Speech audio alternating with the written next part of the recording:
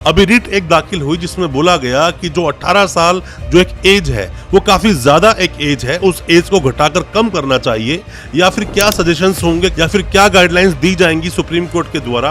उन सब पर जो रिट दाखिल हुई है, मैंडेमस की रिट एक इशू करने के लिए जो फाइल किया गया है, सबसे सीरियस लगता है सेक्शन 6 में जो प्रोविजंस हैं जो सजा के, वो बोलता है कि कम से कम 20 साल की सजा होगी और वो उम्र कैद तक दोस्तों हो सकती है। दोस्तों आज हम बात करेंगे पॉक्सो एक्ट में जो एक रिट दाखिल हुई है ऑनरेबल सुप्रीम कोर्ट में, जिसमें बात की जा रही है कि जो कंसेंट की एक मामला होता है, कंसेंट हालांकि पॉक्सो केसेस में चलता नहीं है, अगर कंसेंट है तो भी सजा होती है, कंसेंट नहीं था तो भी सजा होती है। क्योंकि ज्यादातर देखा गया कि रेप के अंदर जो रेप के मामले होते हैं, लड़की अगर 18 साल से ऊपर की एज में हो तो कंसेंट के मामलों में उसको निर्दोष सिद्ध कर दिया जाता है, पर पॉक्सो में दोस्तों ऐसा नहीं होता। अभी रिट एक दाखिल हुई जिसमें बोला गया कि जो 18 साल जो एक एज है वो काफी ज्यादा एक एज है, उस एज को घटाकर कम करना चाहिए या फिर क्या सजेशंस होंगे या फिर क्या गाइडलाइंस दी जाएंगी सुप्रीम कोर्ट के द्वारा।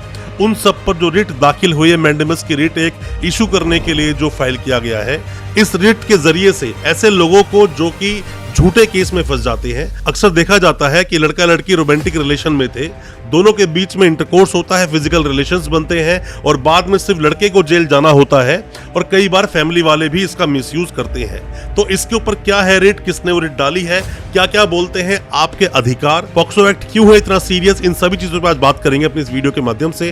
ज्यादा कुछ जानने के लिए दोस्तों बने रहिए हमारे इस वीडियो के साथ। नमस्कार दोस्तों, स्वागत करता हूँ फिर एक बार आप सभी का अपने इस यूट्यूब चैनल पर जिसका नाम है फाइट फॉर ट्रू। मेरा नाम है वीरेंद्र वर्मा।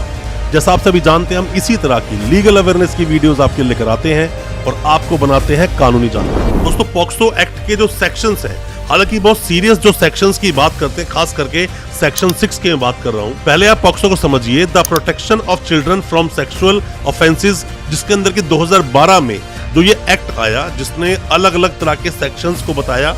सबसे सीरियस लगता है सेक्शन 6 में जो प्रोविजंस हैं जो सजा के, वो बोलता है कि कम से कम 20 साल की सजा होगी और वो उम्र कैद तक दोस्तों हो सकती है। अगर ऐसा है तो लड़की जिसकी उम्र है 17 साल, 17.5 साल, जो कि अपना अच्छा बुरा बहुत अच्छे से समझ सकती है, उसके बावजूद भी अगर लड़का लड़की रिलेशन में थे तो मामला क्या बनता है कि लड़की को किडनैप किया, उसके साथ जोर जबरदस्ती की गई, उसके साथ फिजिकल रिलेशन बने, क्योंकि लड़का लड़की जब घर से भाग जाते हैं तो बाद में जो केस दायर होता है, जो केस बनता है, वो लड़के पर ही केस दायर होता है और ऐसे में लड़के को सालों साल तक जेल में रहना पड़ता है।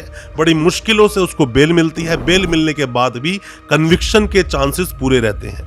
दोस्तों ऐसे अपने समाज में, जिस समाज में हम लोग रहते हैं, जहां पर कि आज की डेट में सोशल मीडिया इतना एक्टिव है, सभी बच्चों के पास फोन है, तो ऐसे में 17 साल की उम्र या 17.5 साल की उम्र या 16 से 18 साल की उम्र में कंसेंट क्या दिया जा सकता है, यही बोलती है ये रिट। जब भी दोस्तों ऐसे मामले बनते हैं जिसके अंदर की वॉलंटरली किसी को भी अपनी परमिशन दी गई हो, विल हो लड़की, कंसेंट हो, तो ऐसे मामलों में क्या इसको रेप माना जाना चाहिए।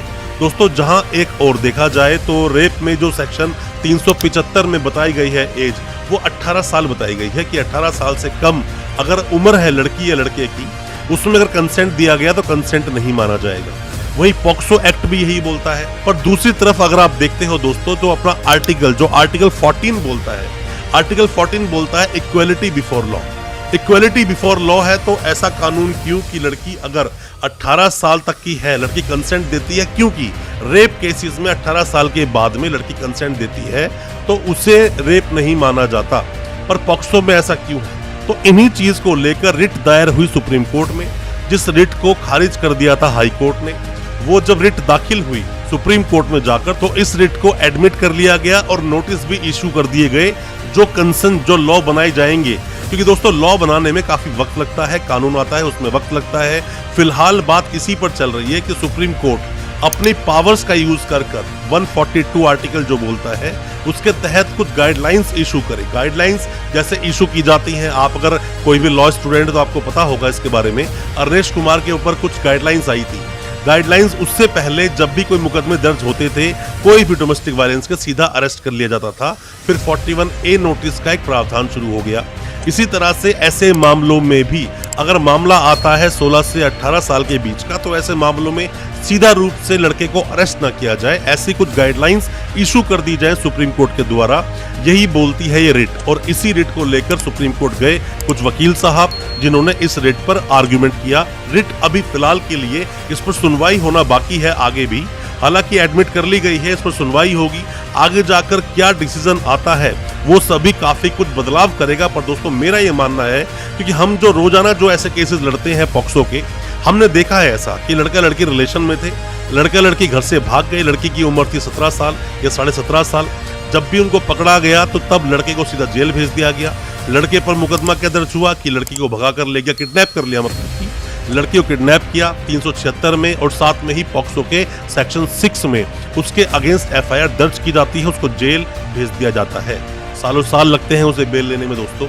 और ऐसे में लड़का जिसकी उम्र है 20-21 साल या 19 साल, उसकी भी जिंदगी दांव पर लग जाती है। पूरी जिंदगी उसके माथे पर कलंक लग जाता है कि उसने किसी का रेप किया, और आगे उसका फ्यूचर में उसको नौकरी कैसे मिलेगी, कैसे नहीं मिलेगी, और उसकी पूरी जिंदगी इस तरह के केसेस को लड़ने में ही निकल जाती है। दोस्तों आप कोई भी नए वकील साहब हैं, कोई भी लॉ स्टूडेंट है, या फिर आप पर केस हुआ है पॉक्सो का, या फिर आपका कोई दोस्त, सगा संबंधी या जानकार कोई भी जेल में है पॉक्सो केस में, उसकी बेल नहीं हो रही है, या फिर आपको बहुत सारे अपडेट्स मिल नहीं पा रहे, आप जानते नहीं हो ज्यादा कुछ पॉक्सो एक्ट के बारे में, क्या कुछ चलता है प्रैक्टिकली कोर्ट के अंदर, कोर्ट में किस तरह से पॉक्सो केसेस पर फाइट की जाती है, क्योंकि ये एक स्पेशल एक्ट है दोस्तों। स्पेशल एक्ट के अनुसार ही सजा का इसमें खुद का प्रावधान है, खुद का ही प्रोसेस है, किस तरह से पॉक्सो केसेस चलाए जाते हैं, जजमेंट्स का आपको पता होना चाहिए दोस्तों। हालांकि पॉक्सो एक्ट में जो सजा बताई गई है, जो सेक्शन 6 बोलता है, दोबारा से मैं आपको रिपीट करता हूं, सबसे कम मतलब कि कम से कम उसमें 20 साल की सजा है, और लाइफ टाइम इम्प्रिजनमेंट तक का प्रावधान है। और यहीं पर जो सेक्शन 29 बोलता है, प्रिजम्पशन जो बोलता है यहाँ पर कि प्रिजन टू बी गिल्टी, मतलब कि उसको गिल्टी ही माना जाएगा जिसके अगेंस्ट भी केस दर्ज होगा, उसे निर्दोष नहीं मानते। अपने देश का कानून तो ये बोलता है an accuse is innocent until proven guilty, पर यहाँ पर ये स्टेटमेंट नहीं चलती। यहाँ पर क्या चलता है, an accuse is accuse until proven non guilty. तो यहाँ पर जो प्रिजम्पशन है 29 का, वो भी बहुत सीरियस है, और खास करके लड़के लड़कियां नई एज के जो एक दूसरे से प्यार करते हैं, एक दूसरे रिलेशन में आ जाते हैं, बाद में उसकी सजा भुगतनी पड़ती है सिर्फ और सिर्फ लड़के को। इसी चीज को दोस्तों देखते हुए, मद्देनजर रखते हुए ये PIL दाखिल की गई। दोस्तों मुद्दा ये बहुत सीरियस है, जिस मुद्दे पर कई बार कई हाई कोर्ट्स ने भी बेल दी, और बेल देते हैं ऐसे में जब देखते हैं कि दोनों एक रिलेशन में थे। क्योंकि ऐसे में अगर दोनों रिलेशन में थे, लड़की ने कंसेंट दिया, लड़का भी राजी था, लड़की भी राजी थी, तो ऐसे में सजा सिर्फ और सिर्फ उस लड़के को क्यों मिली। यहाँ पर दोस्तों वायलेशन होता है आर्टिकल 19 का भी, जो बोलता है freedom of speech and expressions की बात करता है। और अगर ऐसा है तो दोस्तों यहाँ पर जो मैंने बोला अभी, आर्टिकल 14 हिट करता है, equality before law, article 19 hit करता है, तो दोस्तों ऐसे में आर्टिकल 21 भी यहाँ पर हिट करता है, जहाँ पर लाइफ एंड लिबर्टी की बात की गई है। अपने देश का जो कानून है, अपने देश के कानून के अलावा हम दूसरे देश के कानूनों की बात करें तो वहां पर एज दोस्तों काफी कम रखी गई है। अपना ही ऐसा देश है जहां कंसेंट देने की या फिर बच्चे की जो एज है 18 तक जो एज बताई गई है वो सबसे ज्यादा है दोस्तों। आज के टाइम में जहां सभी के पास फोन है, सब अच्छा बुरा समझ सकते हैं। इसमें आप क्या बोलना चाहते हैं, आपकी क्या राय है, कमेंट बॉक्स में जरूर देना कि ये उम्र जो 18 साल है उसको घटाकर 16 साल किया जाना चाहिए या नहीं। और साथ में ही अगर 16 साल से 18 साल के बीच में कोई मुकदमे दर्ज होते हैं तो क्या FIR दर्ज होनी चाहिए। ये सब सजेशंस बहुत जरूरी हैं दोस्तों। मामला सीरियस बहुत इसलिए है कि लड़का जिसकी उम्र 19, 20 या 21 साल की होती है वो ऐसे मामलों में फंस जाता है। 2-3 साल तक उसकी बेल होती है, आने के बाद वो केस लड़ता है, तो उसकी जो एक मेन जिंदगी की उम्र होती है 20 से 30 साल की, वो तो इन केस और कोर्ट कचहरी में ही निकल जाती है। उसके जीवन पर इसका क्या प्रभाव पड़ता है, उसकी लाइफ पर, ये बहुत ही ज्यादा दयनीय स्थिति होती है। बहुत ज्यादा सोचना चाहिए। जो पॉक्सो एक्ट जब लाया गया बच्चों की प्रोटेक्शन के लिए, बट इसका मिसयूज किया गया, और मिसयूज होता है दोस्तों, अक्सर फैमिलीज के द्वारा होता है, या फिर लड़का लड़की जो रिलेशन में थे वो आज भी रिलेशन में रहना चाहते हैं, शादी करना चाहते हैं, बट पॉक्सो एक्ट के मिसयूज कर उस लड़के पर केस दर्ज कर दिया जाता है, उसको जेल भेज दिया जाता है। हालांकि जब भी ऐसे मामले आते हैं जब कोई लड़की कभी स्कूल गई ही नहीं होती है, तो ऐसे मामलों में जब कोई डॉक्यूमेंट ही नहीं है उसकी एज का निर्धारण करने के लिए, बट उस वक्त पुलिस वाले FIR लॉन्च कर लेते हैं और उस लड़के को अरेस्ट करने के लिए ढूंढना शुरू कर देते हैं। जबकि ओसिफिकेशन जो टेस्ट है उसमें वक्त लगता है, जो बोन टेस्ट जिसको बोलते हैं, मेडिकल जिसे बोलते हैं, जिसमें कि लड़की की एज का निर्धारण हो सकता है। ऐसा अभी रिसेंट में सुप्रीम कोर्ट का मामला दोस्तों आया भी था। हालांकि अगर एज का निर्धारण होगा तो जेजे एक्ट के जो सेक्शन 94 है सब सेक्शन 2 उसके अंदर 3 जो आप क्लॉज देखेंगे उसके अंदर जो इसका सब सेक्शन 3 बनता है उसमें मेंशन किया गया है कि कैसे किसी लड़की की एज या लड़के की एज का निर्धारण किया जाएगा। पॉक्सो एक्ट में भी बताई गई वो चीजें। पर दोस्तों मैं आपको बता दूं कि जिस लड़की ने कभी स्कूल की शक्ल तक नहीं देखी, मतलब वो कभी गई ही नहीं, उसके पास बर्थ सर्टिफिकेट है ही नहीं, उसकी एज का निर्धारण आप कैसे करेंगे? क्योंकि आधार कार्ड में जो एज है वो तो कोई एज का प्रूफ है नहीं। पैन कार्ड या ड्राइविंग लाइसेंस उसको एज का कोई प्रूफ माना नहीं जाता, ओसिफिकेशन टेस्ट माना जाता है। ओसिफिकेशन टेस्ट के लिए भी ऑर्डर लेना पड़ता है कमेटी से या बोर्ड से। ऐसे ही पुलिस वाले जाकर ओसिफिकेशन टेस्ट नहीं करा सकते किसी का।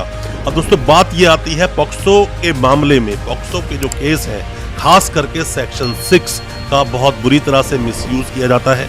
क्योंकि पॉक्सो केस में लड़की की स्टेटमेंट ही सब कुछ है, लड़की ने जो बोल दिया उसी के आधार पर केस दर्ज कर लिया जाता है। इस एज का जो मामला है ये बहुत सीरियस एक मैटर है। इसकी एज 16 से 18 होनी चाहिए और हो भी जाएगी आगे जाकर। देखते हैं कब तक ये होगी, होनी भी चाहिए ये। उसका इंतजार रहेगा जब भी वो कोई ऑर्डर आएगा, जब भी कोई ऐसा जजमेंट आता है या गाइडलाइंस आती हैं उस पर भी हम वीडियो लेकर आएंगे। हालांकि हम अलग अलग सुप्रीम कोर्ट्स के जो ऑर्डर्स आते हैं या फिर जो भी जजमेंट्स आते हैं, गाइडलाइंस आती हैं, उस पर वीडियोस लेकर आते रहते हैं। पॉक्सो केस के बारे में और आप क्या जानना चाहते हैं, कोई भी सजेशंस हैं आप हमें बताएं, हमें आप कमेंट बॉक्स में जरूर बताएं, हम उस पर भी वीडियो लेकर आएंगे जो भी आपके सजेशंस होंगे या जो भी आप जानना चाहते हैं। दोस्तों अच्छा लगा हो आज का वीडियो, हमारे इस वीडियो को ज्यादा से ज्यादा अपने दोस्तों परिजन परिवार तक शेयर करें ताकि वो भी अपने आप को कानूनी जानकार बना सके। और अच्छा लगा हो आज का वीडियो, हमारे चैनल को अभी सब्सक्राइब करें, साथ में लगा बेल आइकन जरूर दबा दें ताकि इसी तरह की जो लीगल अवेयरनेस की वीडियोस आपके लेकर आते हैं वो आप तक पहुंच सके सबसे पहले। बहुत बहुत शुक्रिया दोस्तों, धन्यवाद हमारे इस वीडियो के साथ बने रहने।